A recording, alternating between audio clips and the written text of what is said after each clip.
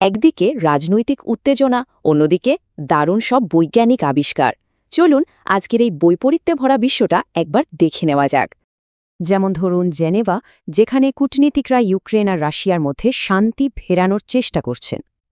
আবার দেখুন বৈরুতে ইসরায়েলি হামলায় হিজবুল্লাহর এক নেতা নিহত হওয়ায় মধ্যপ্রাচ্যে উত্তেজনা কিন্তু চরমে। আসলে সংঘাত আর অগ্রগতির এই মিশ্রণে কিন্তু আজকের দুনিয়া। চলুন এই জটিল ছবিটা একটু ভালো করে বুঝি।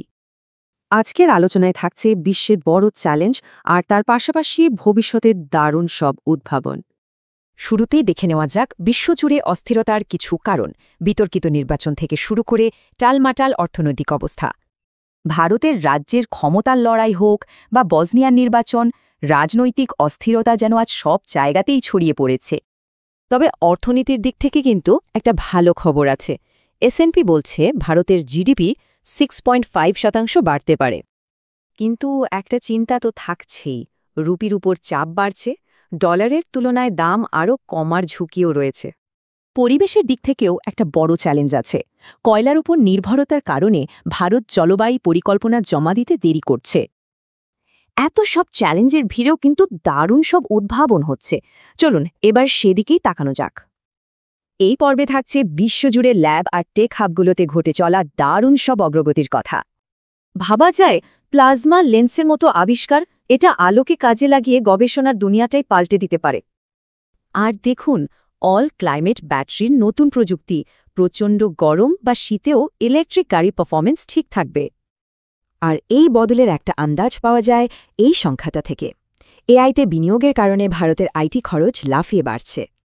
এই অগ্রগতির ছোঁয়া কিন্তু স্বাস্থ্য আর চিকিৎসা বিজ্ঞানেও লেগেছে। এখানেও বড় বড় সব চ্যালেঞ্জের মোকাবিলা করা হচ্ছে।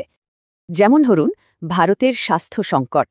শুধু সিওপিডি মানে ফুসফুসের রোগেই এখানে প্রতি বছর লক্ষ লক্ষ মানুষের মৃত্যু হয়। তবে ভালো খবর হলো এর মোকাবেলায় নতুন স্বাস্থ্যকেন্দ্র, উন্নত ট্রমা কেয়ার আর বড় গবেষণার উদ্যোগও নেওয়া হচ্ছে।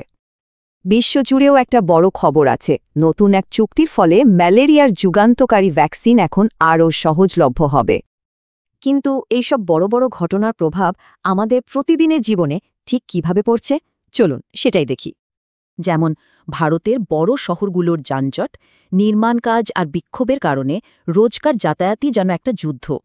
এর সাথে যোগ হয়েছে চরম আবহাওয়ার প্রভাব, যেমন ভারী বৃষ্টির জন্য দক্ষিণ ভারতের অনেক জায়গায় স্কুল বন্ধ।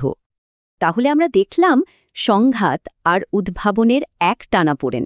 প্রশ্ন হল আমাদের ভবিষ্যৎকে শেষ পর্যন্ত কোনটা নিয়ন্ত্রণ করবে।